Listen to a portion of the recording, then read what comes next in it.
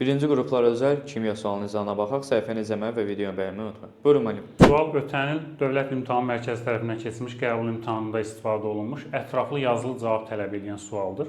Bildiyimiz kimi suala ətraflı yazılı cavab yazmalıyıq ki, tam bal ala bilək.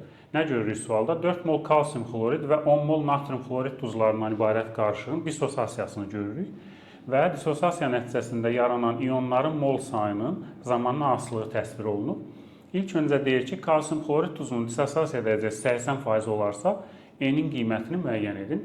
Gördüyümüz kimi dissosiasiyada kalsium xlorid təkcə kalsium 2 müsbət ionları yaradır. Natrium xloriddən kalsium 2 müsbət yaranmır bildiyimiz kimi. Ona görə də biz kalsium 2 müsbəti buradan hesablaya bilərik. İlk öncə yadımıza salaq, dissosiasiya dərəcəsi bizə elektrolitin götürülən miqdarının hansı hissəsini dissosiasiya etdiyini bildirirdi.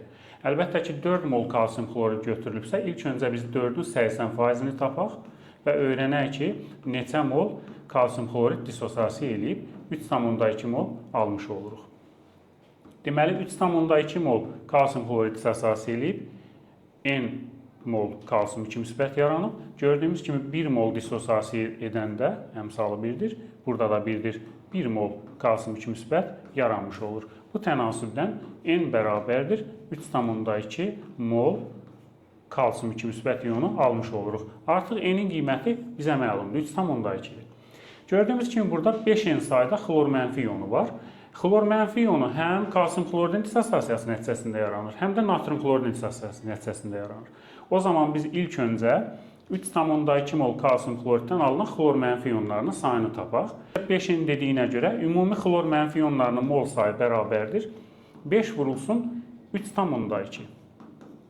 Bərabər 16 mol ümumilikdə xlor mənfi var. Görək onun neçə mol kalsium xloriddən yaranır? Əlbəttə ki, kalsium 1 mol olanda xlor 2 mol olur. O zaman kalsium 3,2-dirsə, xlorun sayı ondan 2 qat çoxdur.